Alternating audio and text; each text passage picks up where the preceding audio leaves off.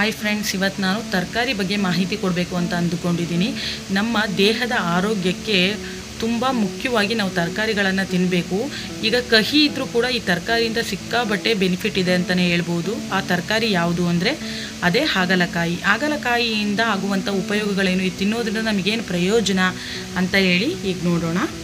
ಹಾಗಲಕಾಯಿಯು ಹಲವು ರೀತಿಯಲ್ಲಿ ನಮ್ಮ ದೇಹಕ್ಕೆ ಉತ್ತಮವಾಗಿದೆ ಅಂತಲೇ ಹೇಳ್ಬೋದು. ಈ ಹಾಗಲಕಾಯಿಯನ್ನು ನಿಯಮಿತವಾಗಿ ತಿನ್ನೋದ್ರಿಂದ ನಮ್ಮ ಆರೋಗ್ಯಕ್ಕೆ ತುಂಬ ಒಳ್ಳೆಯದು ಅಂತಲೇ ಹೇಳ್ಬೋದು. ಇದು ಕ್ಯಾನ್ಸರ್ ಬರದಂತೆ ಕಾಪಾಡುವಂತಹ ಗುಣವನ್ನು ಹೊಂದಿದೆ. ರಕ್ತದಲ್ಲಿ ಇನ್ಸುಲಿನ್ ಪ್ರಮಾಣ ಕಡಿಮೆಯಾಗಲು ಕ್ಯಾನ್ಸರ್ಗೆ ತುತ್ತಾಗಿ ಬಡಲಿಯ ಕಾರ್ಯಕ್ಷಮತೆ ಕುಸಿಯುವುದು ಪ್ರಮುಖ ಕಾರಣವಾಗಿದೆ. ಹಾಗಾಗಿ ಈ ಹಾಗಲಕಾಯಿಯನ್ನು ತಿನ್ನೋದ್ರಿಂದ ರಕ್ತಕ್ಕೆ ಅಗತ್ಯವಾದ ಪ್ರಮಾಣದಲ್ಲಿ ಇನ್ಸುಲಿನನ್ನು ಉತ್ಪಾದಿಸಿಕೊಡಲು ಸಾಧ್ಯವಾಗುತ್ತದೆ. ಹಾಗಲಕಾಯಿಯಲ್ಲಿರುವ ಪೋಷಕಾಂಶಗಳು ಈ ಕ್ಯಾನ್ಸರ್ಗೆ ಕಾರಕವಾಗುವಂತಹ ಅಪಾಯಕಾರಿ ಜೀವಕೋಶಗಳನ್ನು ಬೆಳೆಯದಂತೆ ತಡೆಗಟ್ಟುವಂತಹ ಗುಣವನ್ನು ಈ ಹಾಗಲಕಾಯಿ ತರಕಾರಿ ಹೊಂದಿದೆ ಅಂತಲೇ ಹೇಳ್ಬೋದು. ಇನ್ನು ರಕ್ತದಲ್ಲಿರುವ ಸಕ್ಕರೆ ಅಂಶವನ್ನು ಕಡಿಮೆ ಮಾಡುತ್ತದೆ. ಪ್ರತಿದಿನ ಬೆಳಗ್ಗೆ 1 ಲೋಟ ಹಾಗಲಕಾಯಿ ರಸವನ್ನು ಖಾಲಿ ಹೊಟ್ಟೆಯಲ್ಲೇ ಕುಡಿಯೋದ್ರಿಂದ ರಕ್ತದಲ್ಲಿ ಹೆಚ್ಚಾಗಿರುವ ಸಕ್ಕರೆಯ ಅಂಶವನ್ನು ಕಡಿಮೆ ಮಾಡಲು ಸಹಾಯ ಮಾಡುತ್ತದೆ ಈ ಹಾಗಲಕಾಯಿ ಅಂತಲೇ ಹೇಳ್ಬೋದು. ಇನ್ನು ಜೀರ್ಣಕ್ರಿಯೆಯಲ್ಲಿ ನೆರವಾಗುತ್ತದೆ. ಕೆಲವೊಮ್ಮೆ ಆಹಾರವು ಜೀರ್ಣವಾಗದೆ ಹೆಚ್ಚಿನ ಸಮಯಾವಕಾಶವನ್ನು ತೆಗೆದುಕೊಳ್ಳುತ್ತದೆ. ಇದರಿಂದ ಹೊಟ್ಟೆಯಲ್ಲಿಯೇ ಉಳಿದು ಹಲವಾರು ವಾಯುಗಳು ಉತ್ಪತ್ತಿಯಾಗಿ ಉರಿ ತರಿಸುತ್ತದೆ. ಈ ತೊಂದರೆಗೆ ಹಾಗಲಕಾಯಿಯ ರಸ ಅತ್ಯಂತ ಪರಿಣಾಮಕಾರಿಯಾಗಿದೆ ಅಂತಲೇ ಹೇಳ್ಬೋದು. ಈ ಹಾಗಲಕಾಯಿಯ ರಸವನ್ನು ಕುಡಿಯುವುದರಿಂದ ಉಳಿತೇಗಾಗಿರ್ಬೋದು, ಗ್ಯಾಸ್ಟ್ರಿಕ್ ಆಗಿರ್ಬೋದು, ಹೊಟ್ಟೆ ಹುಣ್ಣಾಗಿರ್ಬೋದು ಮೊದಲಾದ ತೊಂದರೆಗಳಿಂದ ಕಾಪಾಡುವಂತಹ ಗುಣವನ್ನು ಈ ಹಾಗಲಕಾಯಿ ಹೊಂದಿದೆ ಅಂತಲೇ ಹೇಳ್ಬೋದು. ಇನ್ನು ಕಣ್ಣಿನ ದೃಷ್ಟಿಯನ್ನು ಉತ್ತಮಗೊಳಿಸುವಂತಹ ಗುಣವನ್ನು ಈ ಹಾಗಲಕಾಯಿ ಹೊಂದಿದೆ ಅಂತ ಹೇಳ್ಬೋದು. ಹಾಗಲಕಾಯಿಯ ರಸದಲ್ಲಿ ಬೀಟಾ ಕ್ಯಾರೋಟಿನ್ ಮತ್ತು ವಿಟಮಿನ್ ಎ ಪೋಷಕಾಂಶಗಳು ಹೇರಳವಾಗಿರೋದ್ರಿಂದ ಕಣ್ಣಿಗೆ ಅಗತ್ಯವಾದ ಪೋಷಕಾಂಶಗಳು ದೊರೆಯುತ್ತದೆ ಅಂತಲೇ ಹೇಳ್ಬೋದು. ಇನ್ನು ಉತ್ತಮ ಪ್ರಮಾಣದಲ್ಲಿ ವಿಟಮಿನ್ ಸಿ ಆಗಿರ್ಬೋದು ಅಥವಾ ಆ್ಯಂಟಿ ಆಕ್ಸಿಡೆಂಟ್ಗಳು ಮಧುಮೇಹದ ಕಾರಣದಿಂದಾಗಿ ಉತ್ಪತ್ತಿಯಾಗುವ ದೃಷ್ಟಿ ದೋಷದಿಂದ ಕಣ್ಣುಗಳನ್ನು ಕಾಪಾಡುತ್ತದೆ ಅಂತಲೇ ಹೇಳ್ಬೋದು.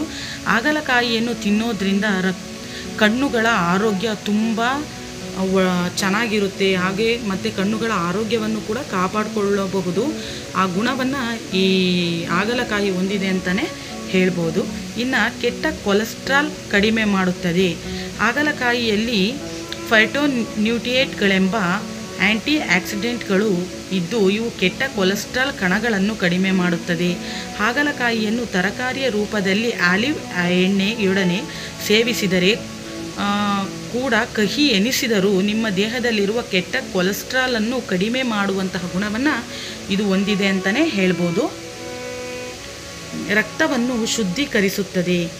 ಇದು ಹಾಗಲಕಾಯಿ ತಿನ್ನೋದ್ರಿಂದ ರಕ್ತವನ್ನು ಶುದ್ಧೀಕರಿಸುತ್ತದೆ. ಇದ್ರ ಜ್ಯೂಸು ಸಿಕ್ಕಾಪಟ್ಟೆ ಬೆನಿಫಿಟ್ ಅಂತಲೇ ಹೇಳ್ಬೋದು. ಪ್ರತಿದಿನ ಬೆಳಗ್ಗೆ ಖಾಲಿ ಹೊಟ್ಟೆಯಲ್ಲಿ 1 ಲೋಟ ಹಾಗಲಕಾಯಿ ರಸವನ್ನು ಅಥವಾ ಜ್ಯೂಸನ್ನು ಕುಡಿಯೋದ್ರಿಂದ ರಕ್ತ ಶುದ್ಧಿಗೊಂಡು ಚರ್ಮದ ವಿವಿಧ ತೊಂದರೆಗಳು ಮಾಯವಾಗಿ ಕಾಂತಿಯುಕ್ತ ಚರ್ಮವನ್ನು ಪಡೆಯಲು ಸಾಧ್ಯವಾಗುತ್ತದೆ ಅಂತಲೇ ಹೇಳ್ಬೋದು. ಇನ್ನು ಶುದ್ಧೀಕರಣಗೊಂಡ ರಕ್ತದ ಮೂಲಕ ಇಡೀ ಶರೀರ ಆರೋಗ್ಯದಿಂದ ಇರಲು ಸಹಾಯವಾಗುತ್ತದೆ ಈ ಹಾಗಲಕಾಯಿಯ ರಸ ಅಥವಾ ಜ್ಯೂಸ್ ಅಂತಲೇ ಹೇಳ್ಬೋದು.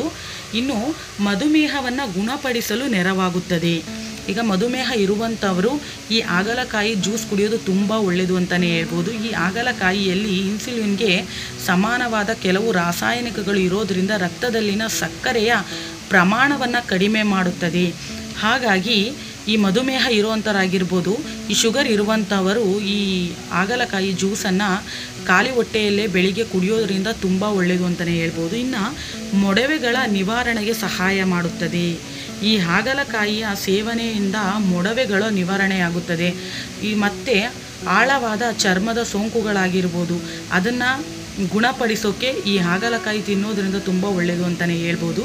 ಈ ಹಾಗಲಕಾಯಿ ತಿನ್ನೋದ್ರಿಂದ ಮೊಡವೆಗಳು ಆಗದಂತೆ ತಡೆಗಟ್ಟುವಂತಹ ಗುಣವನ್ನು ಈ ಹಾಗಲಕಾಯಿ ಹೊಂದಿದೆ ಅಂತಲೇ ಹೇಳ್ಬೋದು. ನೋಡಿದ್ರಲ್ಲ ಫ್ರೆಂಡ್ಸ್, ಈ ಹಾಗಲಕಾಯಿ ಕಹಿ ಇದ್ದರೂ ಕೂಡ ಈ ತರಕಾರಿ ತಿನ್ನೋದ್ರಿಂದ ಆರೋಗ್ಯಕ್ಕೆ ತುಂಬ ಉಪಯೋಗಗಳಿವೆ. ಹಾಗಾಗಿ ನಮ್ಮ ದಿನನಿತ್ಯದ ಆಹಾರ ಪದ್ಧತಿಯಲ್ಲಿ ಈ ಹಾಗಲಕಾಯಿಯನ್ನು ತಿನ್ನೋದ್ರಿಂದ ತುಂಬ ಒಳ್ಳೆಯದು ಅಂತಲೇ ಹೇಳ್ಬೋದು. ಈ ವಿಡಿಯೋ ನಿಮಗೆ ಇಷ್ಟ ಆದರೆ ಒಂದು ಲೈಕ್ ಕೊಡಿ. ಹಾಗೆ ನನ್ನ ಚಾನಲ್ನ ಸಬ್ಸ್ಕ್ರೈಬ್ ಮಾಡ್ಕೊಳ್ಳಿ ಫ್ರೆಂಡ್ಸ್, ಸಪೋರ್ಟ್ ಮಾಡಿ. Thank you.